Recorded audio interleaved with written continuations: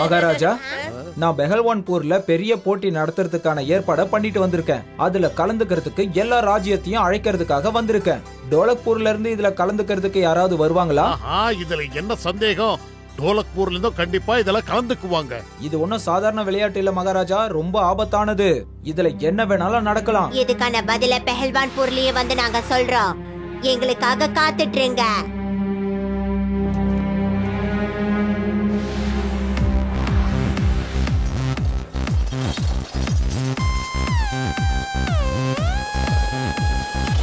காளியா, நாம 2 பேரும் சேர்ந்து ஏன் ஒன்னா இந்த போட்டியில கலந்துக்க கூடாது? ஒருத்தருக்கு ஒருத்தர் உதவியா இருந்து இந்த ஊருக்கும் நம்ம பெருமை சேர்க்கலாம்ல. எனக்கு உன்னோட உதவிக்கான அவசியம் ஒண்ணும் தேவையில்ல. இந்த டோலக்பூருக்கு என்னாலதான் பெருமையே சேர போகுது. அப்படி உனக்கு இந்த போட்டியில கலந்துக்க பயமா இருந்ததுன்னா நீ தோத்து போயிடுவேன்னு நினைச்சனா நான் வேணா உன் மேல பாவப்பட்டு உன்னை என் டீம்ல சேர்த்துக்கிறேன், சரியா? அதுக்கெல்லாம் எந்த அவசியமும் இல்ல. யாரு போட்டியில ஜெயிக்கிறாங்கன்னு அங்க பாத்துக்கலாம். கண்டிப்பா இந்த போட்டியில நாங்க தான் ஜெயிக்க போறோம். ஆமா, நீயே பாரு காளியா, நாங்க தான் அதுல நிச்சயமா ஜெயிக்க போறோம். பார்க்கலாம், அதையும் பார்க்கலாம். தாய்மார்களே, தந்தைமார்களே, இந்த போட்டியில நீங்க ஜெயிக்கணும்னா ஒரு அழகான சிகப்பு பெட்டியை நீங்க தேடி கண்டுபிடிக்கணும். அந்த பெட்டிக்குள்ள ஒரு வைரக்கல் இருக்கு. நாங்க சொல்ற அந்த பெட்டி ஒரு பெரிய மலைக்கு மேலதான் இருக்கு. உங்க எல்லாருக்கும் கொடுக்கப்பட்ட வரைபடத்தின் மூலமா நீங்க அந்த இடத்துக்கு போய் சேர்ந்துடலாம்.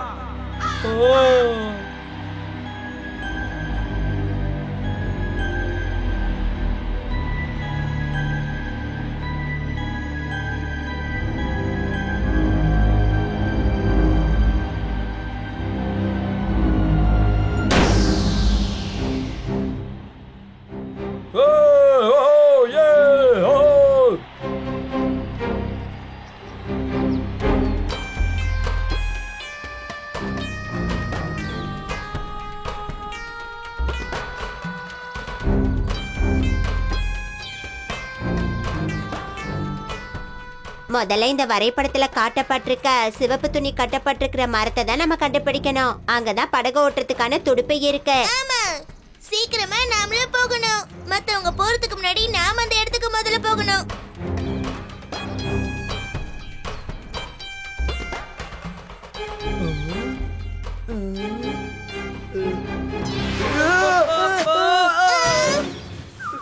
காப்பாத்துங்க. 2 பேரும் என்ன வேடிக்கை பார்த்துக்கிட்டு இருக்கீங்க? என்ன மேல தூக்குங்க. நாம அந்த இடத்துக்கு வந்துட்டோம்.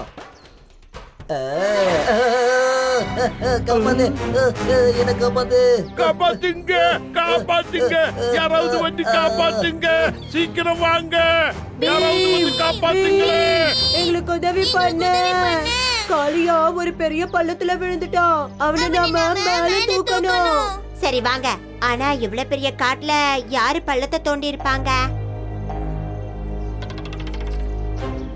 என்ன எல்லாரும் சேர்ந்து சுத்தி நின்னுகிட்டு என்ன வேடிக்கை பார்த்துக்கிட்டு இருக்கீங்க? என்ன வந்து தூக்குங்க.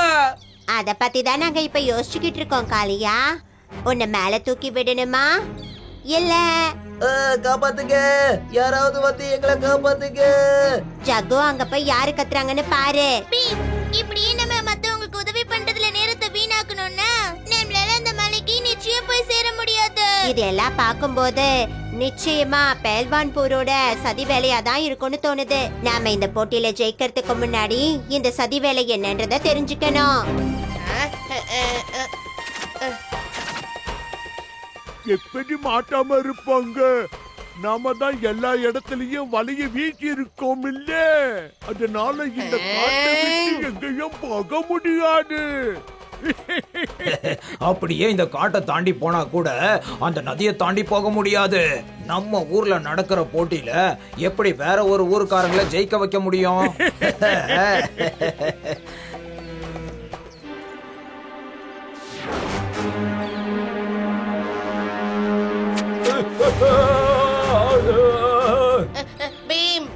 பீம், நீ சொன்னது சரிதான். இந்த ஊர்க்காரங்க தான் இந்த மாதிரி சதி வேலையெல்லாம் செஞ்சு வச்சிருக்காங்க. இப்பதான் இது ஜாலியா இருக்க போகுது. இப்ப யாரு புத்திசாலின்னு அவங்களுக்கு நம்ம புரிய வச்சே ஆகணும். வாங்க போலாம். என்ன பேசிக்கிட்டே இருக்கீங்க? முதல்ல என்ன வெளியில எடுத்து விடுங்க. காளியா, நீ எதுக்காக கத்துற? உன்னை மேல தூக்கணும்னா அதுக்கு நிச்சயமா எங்களுக்கு கயிறு தேவைப்படும். நாம போட்டக்பூர் காரங்களை காப்பாத்துவோம். அங்க இருக்கிற கயிறை வச்சு இவனை நாம காப்பாத்துவோம். அப்படின்னா சீக்கிரம் போகலாம். நம்ம அந்த பெட்டியும் கண்டுபிடிக்கணும்ல.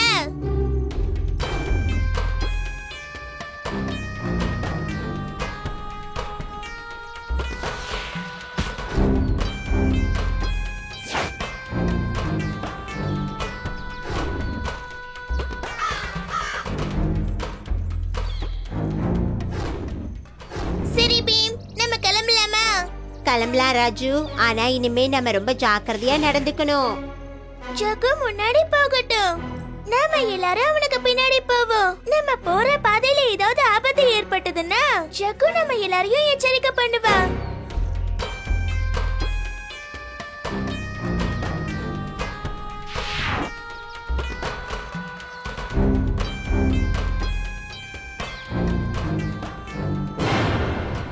அந்த வரைபடத்துல இருக்கிற மரத்தை நாம பார்த்துட்டோம்.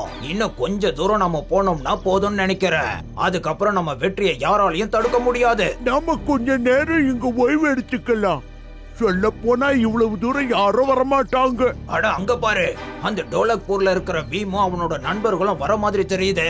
அவங்க இங்க வர்றதுக்குள்ள நாம இந்த இடத்தை விட்டு எப்படியாவது போய் ஆகணும். சீக்கிரம். இவங்கள பாட்டு எதுக்கு பயப்படணும்? இவங்களால அந்த படகை ஓட்டவே முடியாது. ஓய்வு எடுக்கிறதெல்லாம் அப்புறம் பாத்துக்கலாம். நாம முதல்ல இங்க இருந்து கிளம்பணும்.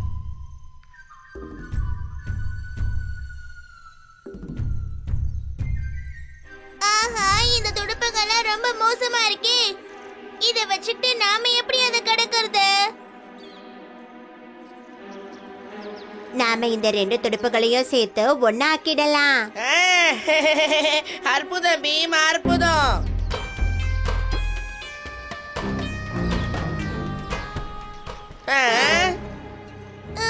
பீம், இங்க பாரு, இந்த படகுல தண்ணி இருக்கு. நம்மளால இதுல சவாரி செய்ய முடியாது. மூழ்கி போயிடும். அது மட்டும் இல்லாம இப்ப நமக்கு நேரமும் ரொம்ப குறைவா இருக்கு. யாரும் கவலைப்படாதீங்க. நிச்சயமா நாம தான் ஜெயிப்போம். ஆனா எப்படி? அங்க பாருங்களேன், பெஹல்வான் போர்க்காரங்க கிளம்பிட்டாங்க.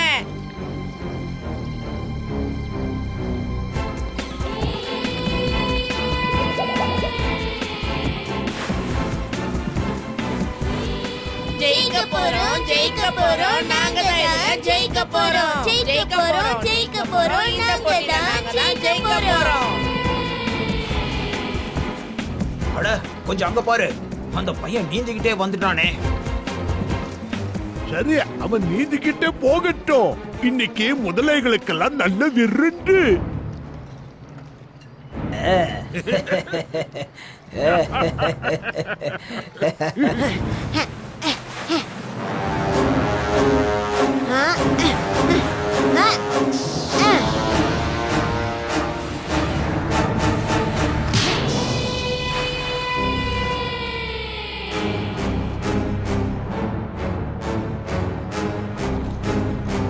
நான் சொன்னல, இந்த இடத்துல முதலைகள் எல்லாம் இருக்காது.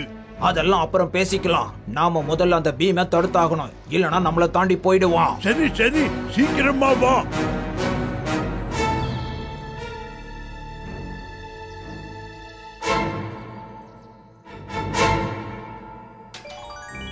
நாங்க போட்ட திட்டத்தை மீறி நீ இதை எடுத்துட்டு போற வரைக்கும் நாங்க சும்மா இருப்போம்னு பாத்தியா? என் வழியில மறைக்காம போயிடுங்க, இல்லனா வீணா உங்க உயிரை விட வேண்டி இருக்கும். என்ன சொன்ன?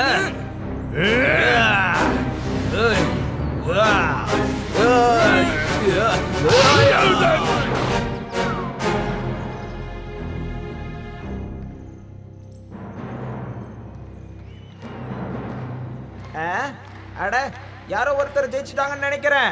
அவங்க எந்த ஊருக்காரங்கன்னு பார்க்கலாம். கிட்ட வந்துட்டாங்க. இவங்க டோலக்பூர்ல இருக்கிற பீமா அவருடைய நண்பர்களும் தான். பிரமாதம். ஜெயிச்சிட்டோம், ஜெயிச்சிட்டோம், டோலக்பூர்காரங்க ஜெயிச்சிட்டோம், ஜெயிச்சிட்டோம், ஜெயிச்சிட்டோம்.